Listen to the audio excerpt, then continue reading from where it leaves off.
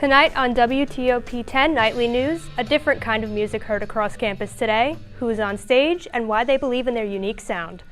And the warm weather coming to a close, one campus organization is giving students a chance to keep campus clean before it's covered in snow. Plus, new developments in the water line break on campus bringing a sense of relief after a night of unease for many students living on campus. WTOP-10 Nightly News starts now.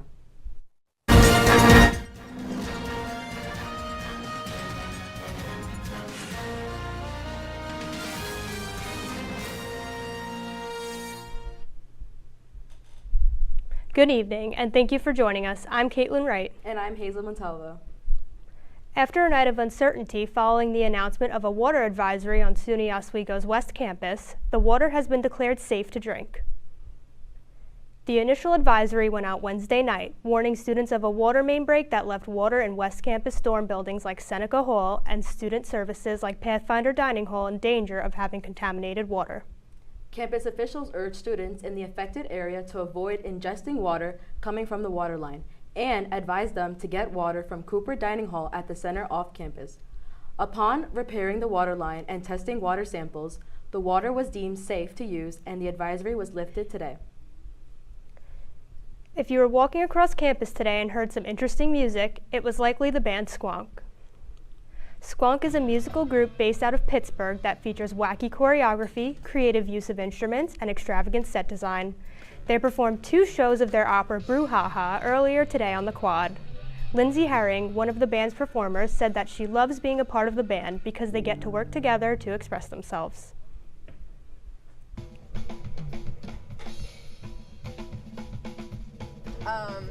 But really, I kind of think the cool thing about Squonk is that we all created this show together through a concept called devised theater. So we all pitched it and created the narrative, as you would say. So I kind of put everything that I like to do and I care to do. So really, I wouldn't want to do anyone else's role other than mine. If you missed the shows today, there will be 2 other opportunities to catch them tomorrow at 1 p.m. and 6 p.m. Service Day. It's coming up, but what is it? And what is happening on campus? WTOP-10 reporter Elisa Hopkins is giving us a preview of what is to come. Elisa? As the leaves turn red, yellow, and orange, the Office of Sustainability is asking for help. They're inviting students to participate in service-based projects to give back to the community. The day will consist of maintenance and the pickup of various gardens around campus, as well as learning opportunities surrounding plant life. Campus sustainability leaders say this event helps prepare the gardens for winter. While it's a day to give back, it also provides students a way to cross off community service hours. If you need to fulfill community service hours, which a lot of students do it in a way you like. Every single year, I think people can go out, use this day as an option to just reconsider, am I doing the kind of work that I value?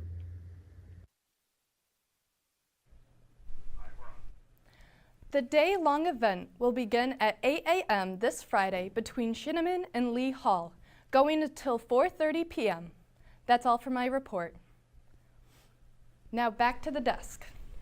Career Services will be hosting a major and minor fair tomorrow, October 4th. Students can find information about academic degree programming, internships, and more. The event will be held in the Marano Campus Center from 2 to 4 p.m. Anyone interested can contact the Advisement Center or Career Services for more information. The Dream Big Career Internship and Graduate Fair is here. This event is an opportunity for all students and alumni to explore hundreds of career options, network with employers and graduate school representatives all in one spot. The fair takes place Tuesday, October 8th between 4 p.m. and 7 p.m. in Marano Campus Center. Arrests have increased in Oswego County. According to the State Division of Criminal Justice, arrests rose by 4.7% in the first half of this year. Police made 1,433 arrests between January and June. This is the 2nd consecutive year that arrests have risen.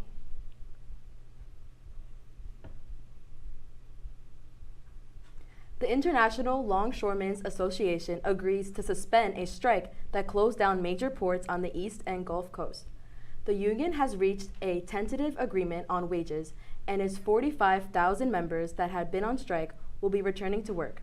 The union and the alliance will be returning to negotiations on all other outstanding issues.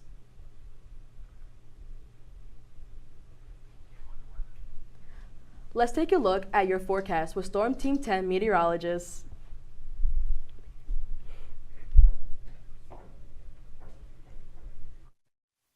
Good afternoon, Lakers. My name is David Pearson, and I'm here with a preview of your Laker weather.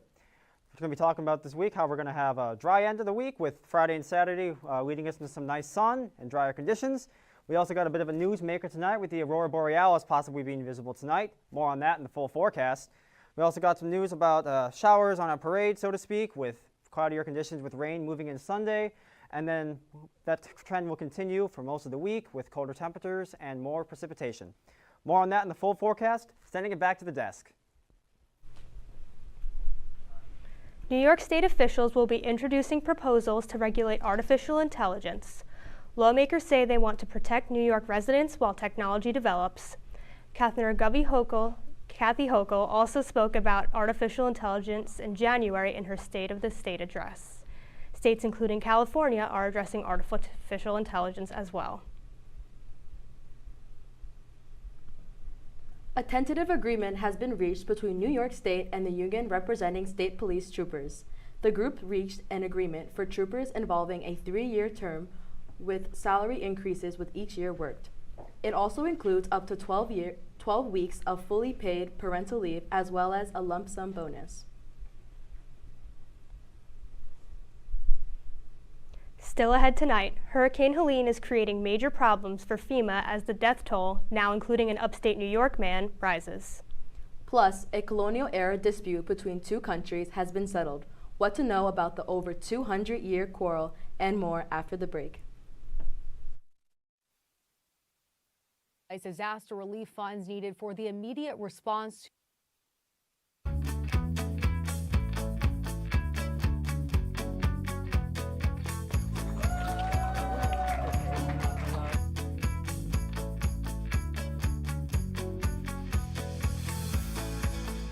Jill told me it was Kitty from Glee. Yeah, what is it? Al Roker.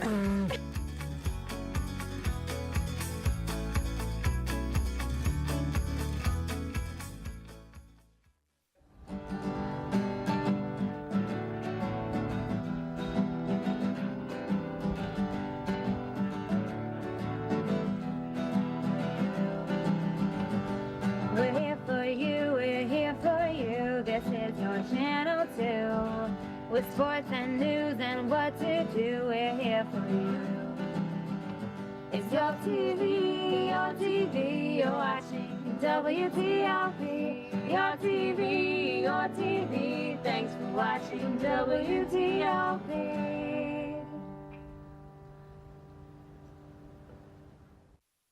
What's going on? Yeah, we go on at like 11:30. It's like No. What do you mean no? It's 10:30. 10:30? Yeah, it's 10:30. What do you mean it's 10:30? Hey, don't touch that. That's my ladder. Hey, man. Whoa. You know this book was already discounted 10%? Wow. Get a closer with that one. Matthew, Broadcast news. look at that. Can we go back inside? I want to sleep in the studio again.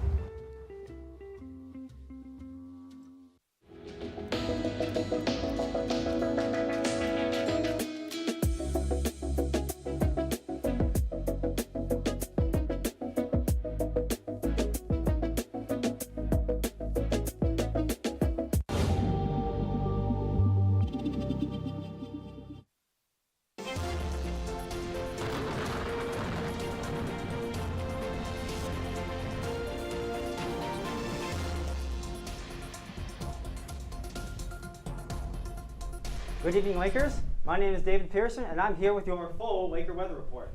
Looking at current conditions right now, we're looking at temperatures around 57 degrees, relatively clear with winds slightly out of the south.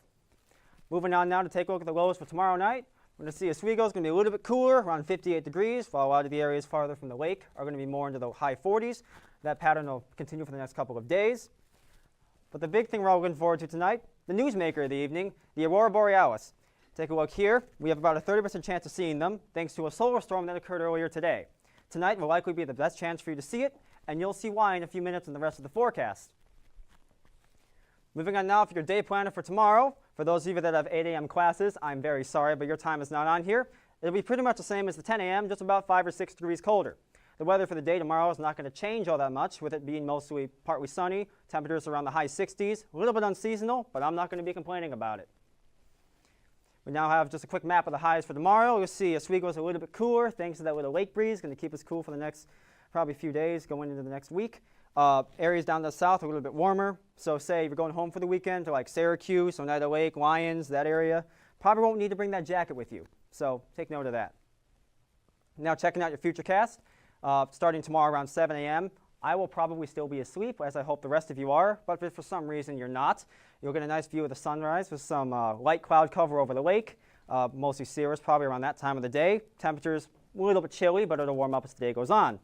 Friday night's the time we're kind of looking at right now. Around 8 o'clock, say you're going to a party or stuck in the line for late night Cooper dining, you're going to want to bring a jacket with you, especially for those of you on West Campus, because I know that walk back is not going to be very fun in the rain. Not going to be anything too heavy or anything that we're not used to, but don't want to be going back to your dorm all wet. Going to fast forward now to Saturday. Nothing's really going to happen then. Sunday is the day we start to get some action. You'll see here that little system up to the north in Canada. That's going to move in the evening, and that's going to follow us for probably the next of the week as the temperatures drop. Quick recap on the conditions for tonight. Clear, winds out of the south. Tomorrow, much of the same for the day. Thing we're worried about now, 7-day forecast. It's going to be a little bit nicer for the next couple of days. Sunday's the big weather maker. We're going to have some showers moving in there, and they're going to kind of stick around. Long-range forecast, temperatures are going to be somewhat accurate. That's about the most I can say. The fun part about being a meteorologist is that you get to be wrong half the time, but take the full paycheck. So with that being said, that's all for your Laker weather. Sending it back to the desk with the rest of the night's news. A resident of upstate New York has been identified as one of the many victims of Hurricane Helene. Michael Rokas of Dexter, New York, has been staying at a bed and breakfast in Beach Island, South Carolina. His body was found Friday, but not identified until today. A graduate from SUNY Potsdam, Michael is one of over 200 people to die across the southeast from Hurricane Helene.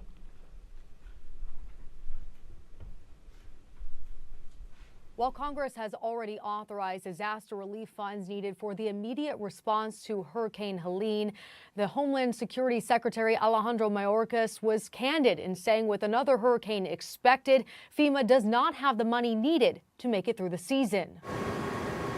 This disaster in western North Carolina is catastrophic. Nearly a week after Hurricane Helene came ashore, cutting a path of destruction across 6 states, President Joe Biden toured the wreckage Wednesday alongside North Carolina Governor Roy Cooper. I approve the request of Governor Cooper for the federal government to cover 100% of all the costs for debris removal. This after Biden suggested he would be open to calling Congress back from its recess for a special session to pass a supplemental relief bill. Last week, Biden signed a 3-month stopgap government funding bill in which Congress did appropriate $20 billion to FEMA, but some fear that will not be enough. Well, all federal spending is about priorities and look at the swath and the breadth of the damage across so many states. But it'll take a while. It'll take 30 days or more for them to assess that. But Congress will have to address it. As we look at the infrastructure damages to water, to the cell lines, to power, the ability to get those turned back on is going to be complicated just by the way Appalachia is configured. Already, more than 3,500 federal personnel are helping in the recovery efforts. FEMA also delivered a cargo plane full of food, water, and emergency supplies to Asheville, North Carolina, Tuesday. We know that this is going to be a sustained operation. At this point, Biden has not called for a special session, so Congress is set to return in their regular schedule in November. In New York, I'm Lee Waldman reporting. The rising death toll has already put Helene as the deadliest hurricane to strike the continental U.S. since Katrina in 2005. The International Association of Firefighters is joining the list of unions not supporting a presidential candidate for the 2024 election. The president of the IAFF, Edward Kelly, said that although the union isn't endorsing a candidate, union members should still, quote, get out and make their voices heard in the upcoming election. The union was one of the first of Biden's presidential endorsements in the 2020 presidential election. A dispute that started before the United States became a country has been solved. The United Kingdom announced today that they will permanently hand over the Chagos Islands to the country of Mauritius. The archipelago has been territory of the UK since the 1700s and had gained its independence in 1968. A joint statement by both countries' prime ministers agreed that Mauritius is sovereign over the islands. Israeli forces started evacuation warnings today across the South Lebanon, where its forces are fighting Hezbollah militants. Airstrikes from Israeli forces have been targeting the Lebanese capital of Beirut, with at least 9 people losing their lives overnight. Hezbollah holds sway in the neighborhood south of Beirut, this leading to the reason of Israelis' rampant attacks on Lebanese soil. This evacuation also comes after Iran's airstrike attack against Israel on Tuesday.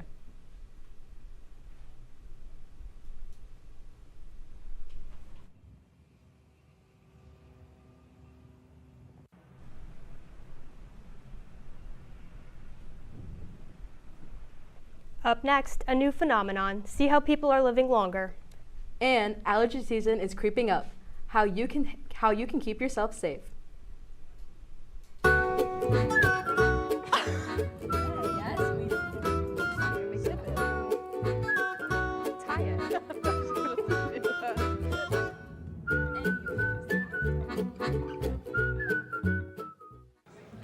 Put the keys down, Kevin. But I'm gonna drive home. There are several warning signs present that you shouldn't be driving. I guess I have really been looking for love in this dating app. Yep, I'm definitely gonna call a ride home.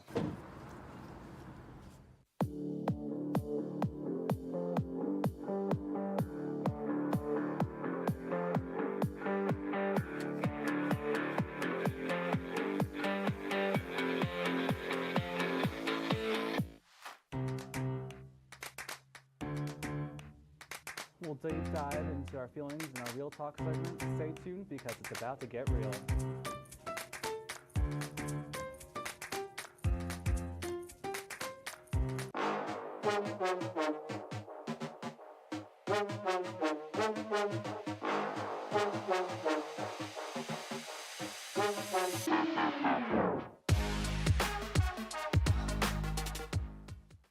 What's going on? Yeah, dude, we go on at like 11:30. It's like No. What do you mean no? It's 10:30. 10:30? Yeah, it's 10:30. What do you mean it's 10:30? Hey, don't touch that. That's my ladder. Hey, man. Whoa. You know this book was already discounted 10%? Wow. Get a close up of that one. Matthew, news. Look at that. Can we go back inside? I want to sleep in the studio again.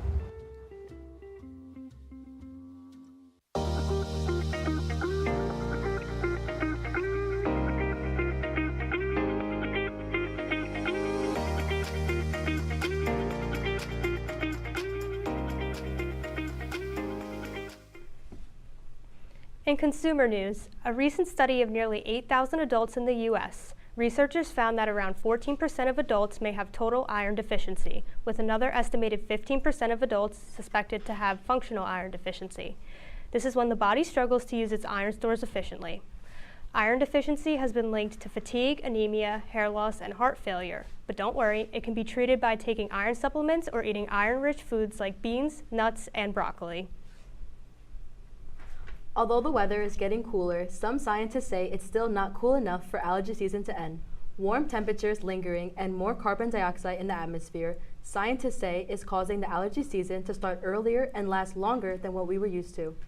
Warmer temperatures means the first frost is delayed, which gives plants more time to release allergy-inducing pollen. Alongside former U.S. President Jimmy Carter, more and more Americans are living to 100. CNN's Mandy Gather has more for your health update.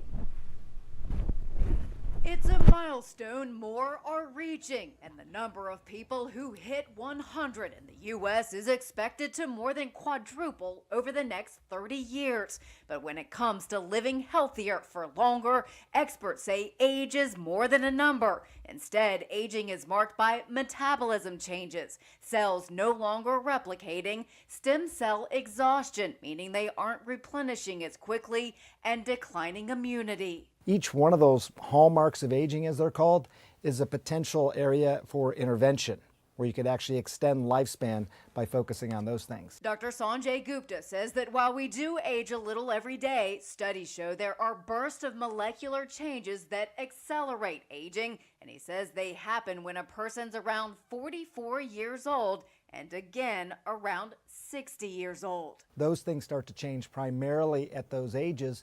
So those are ages where you should really start to pay attention to aging more than you normally do. The CDC says healthy aging means making good lifestyle decisions and developing healthy habits. That includes nutrition, having a healthy, balanced diet, keeping our minds stimulated, getting enough sleep, staying physically active and socially connected and engaged with others, and managing stress.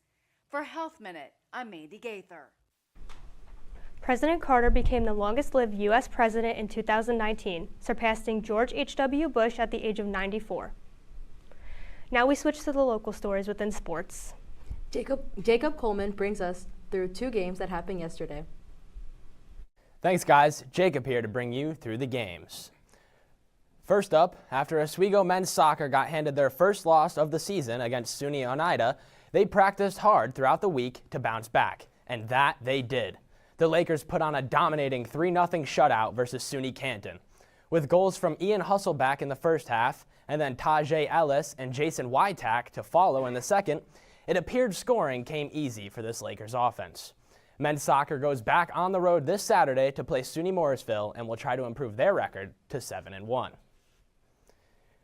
Moving on now to the women's field hockey squad, who also picked up a big win yesterday versus Elmira in their breast cancer awareness game. A meteor shower broke out on the net as soon as the game began, as these ladies had racked up 14 shots in just the first half.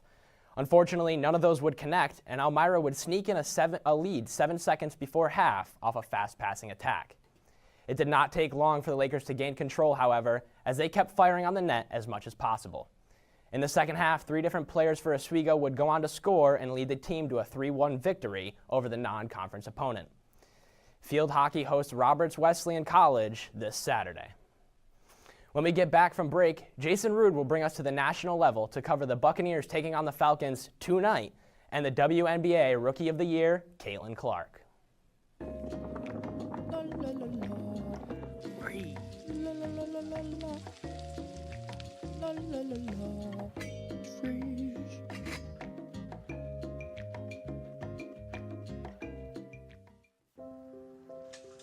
I want to eat apples and bananas. I need to eat apples and bananas. Why can't I eat apples and bananas? Support the Feeding America nationwide network of food banks to help provide meals to those in need. Join us at feedingamerica.org.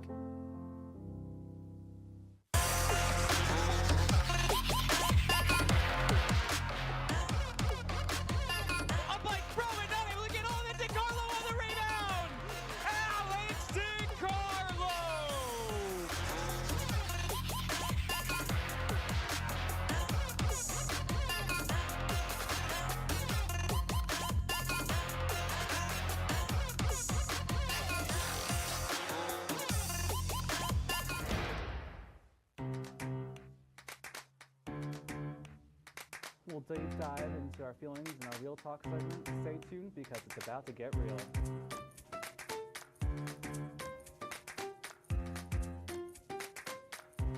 And it could be your last chance to see one occur for 2 decades, as the next time one will be visible over the continental U.S. He's May 84. Yarrow told police in the hospital that he had pressed the doorbell and waited. They mix with oxygen and nitrogen. They become briefly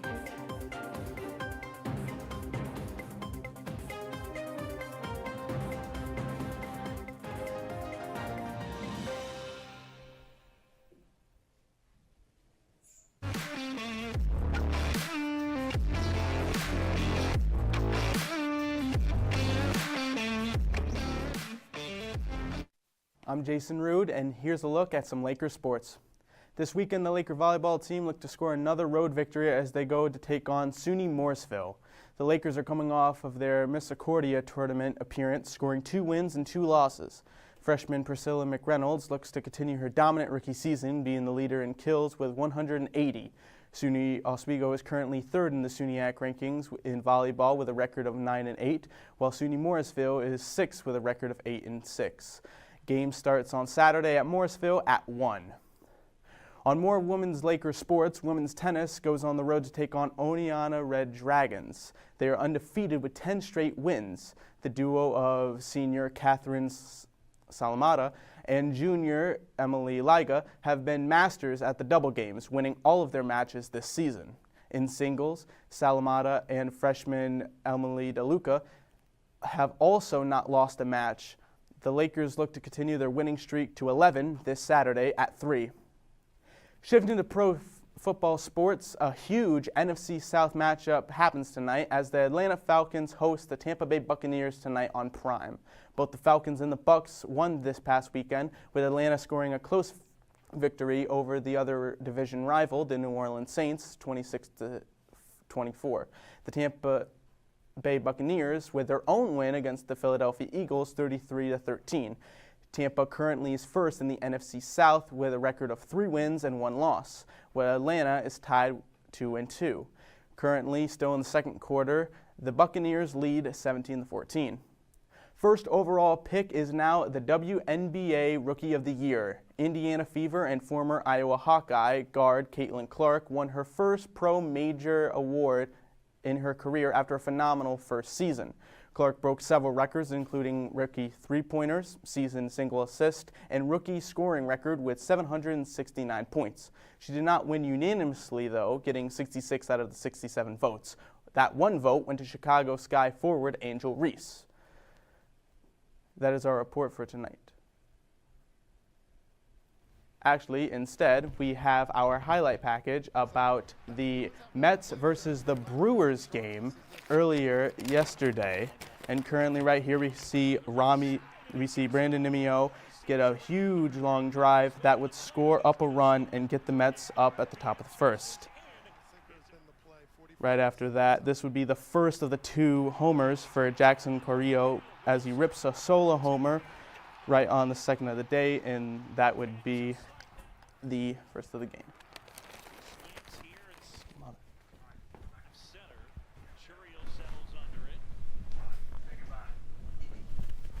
And that is all.